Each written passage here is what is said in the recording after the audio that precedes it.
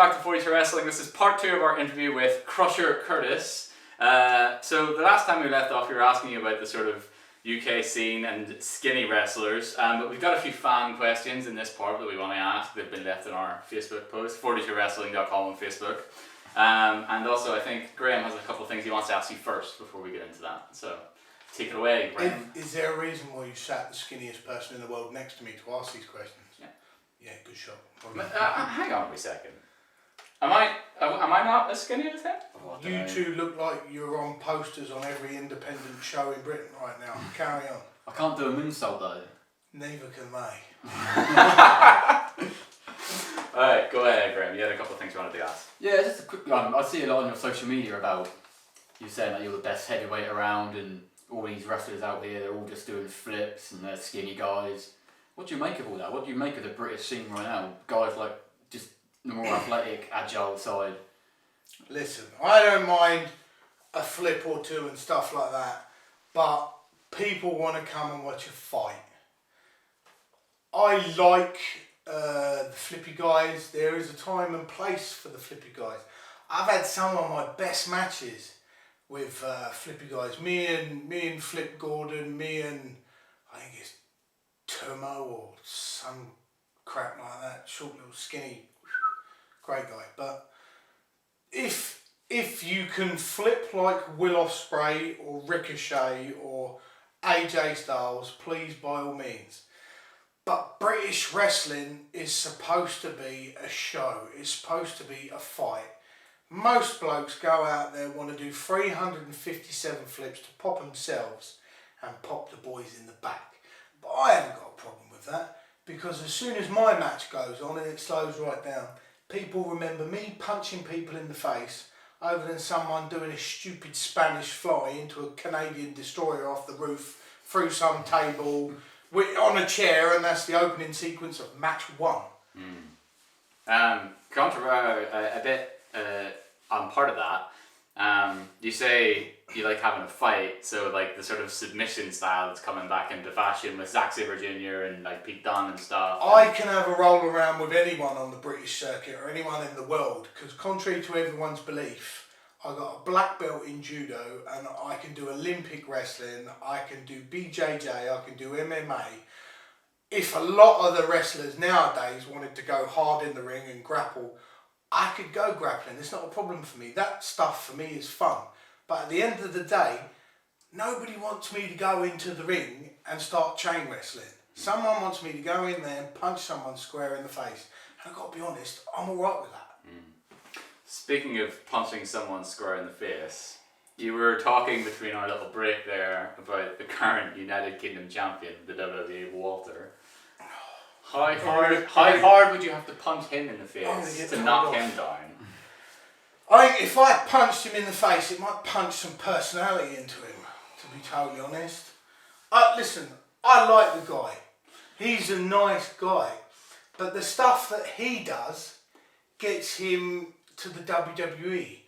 Whereas I do that and I get told I can't go back to that promotion, or that person's complained because I've beaten him up too much. I punch someone and it's a bad thing.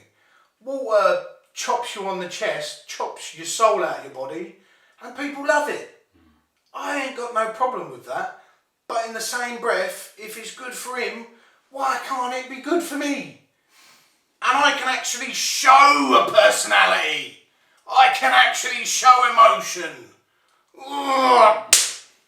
Anyway, I like Walter, but I get told off because... Are you calling them out? Was that a challenge? That to me sounded a bit jealous. I don't care. I will step in the ring with anyone on the British circuit. This is the thing. I don't care. But promoters have got to book the match. And no one wants to promote the match because I'm going to go there and upset people by beating this person up. I get loads of people calling me out on social media, but no one wants to book it. So they're all tough guys behind their keyboard. Book the match. It doesn't make any sense. Controversy creates cash, as the wrestling industry is known. Don't call me out because nobody's going to book the match because I'm going to go up there and punch the living life out of you. That's it. Okay. Well, shall we move on to some of the fan questions then? Move on to some of the fan questions because I'm starting to get animated now. Yeah. Okay, so this one comes from Zach Hartfield. He's another contributor to the site. He's on the podcast. So he asked, who would be your dream opponent, dead or alive? Vader.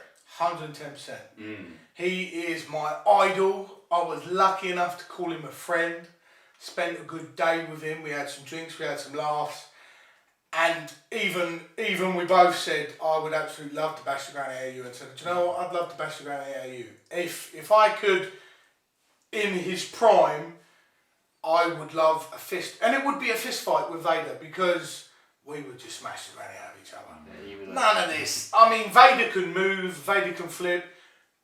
Did the 400-pound moonsault. Cool, happy with that. But we would just bash the snot out of each other. But currently, there's too many people that I'd love to call you all out. But there's a lot of people that I respect and would love to wrestle. Zack and Roy Knight, probably the best tag team on any circuit right now. And the fact that they're not in the WWE is just crazy. I'd love to wrestle Zack Knight. I'd love to wrestle Roy Knight. I'd love to wrestle Ricky Knight because those guys for me are the epitome of the heel, the wrestlers, the really, really good wrestlers.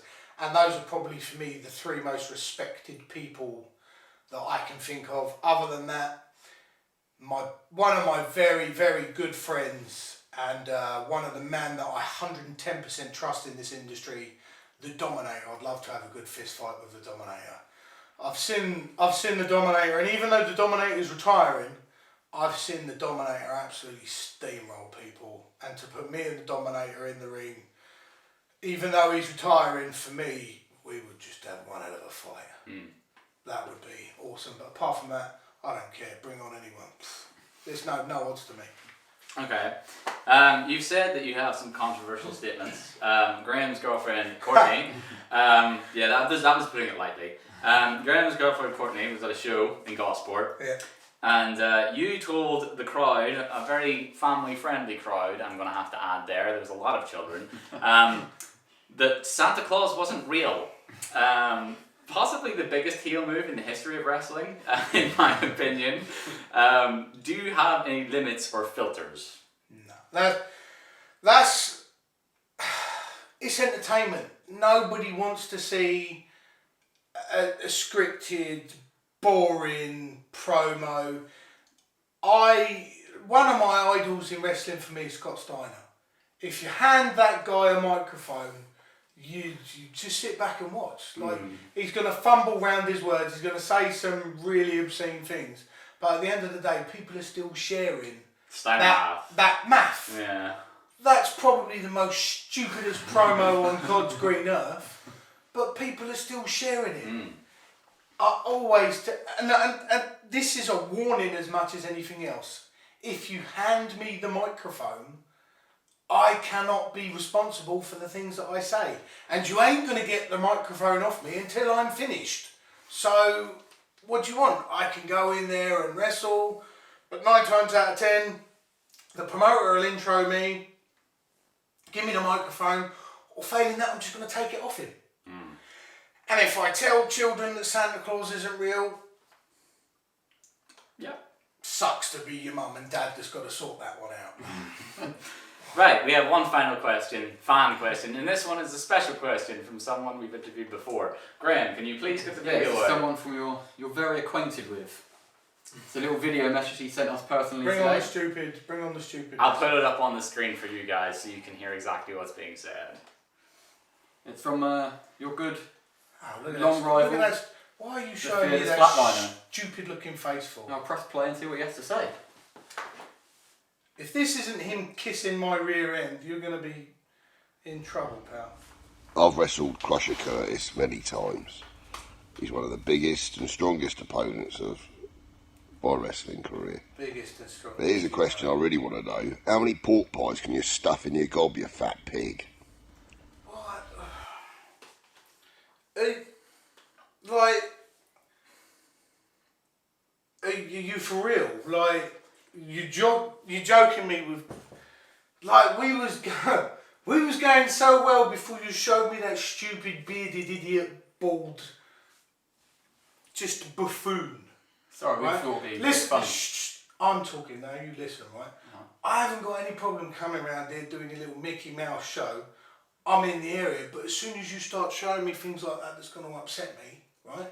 You've already upset me with the stupid flippiness and Walter getting promoted and I get told off and every other stupid person in the world wanted to call me up, but I ain't got the balls to come see me or book me. I'm talking to you guys and I'm talking to you. Listen, I liked you, but you need to not make that same mistake because Oh, no, just sooner or later Keep it someone's fun. going to shut you up. Oh, okay. Right? All right. Just do me a favour, right? All right. Come here. Come here. Just... Oh!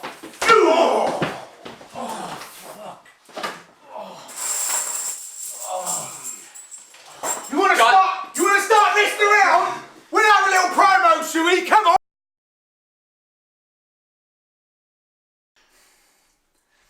So this has been our intro. This has been our interview with Crusher Curtis.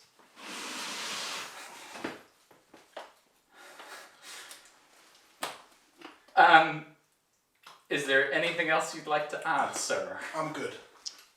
No upcoming shows? Crusher Curtis, Instagram, Twitter, Facebook. The next EEW show in Hastings. Make sure you're on it, because I'm telling you now,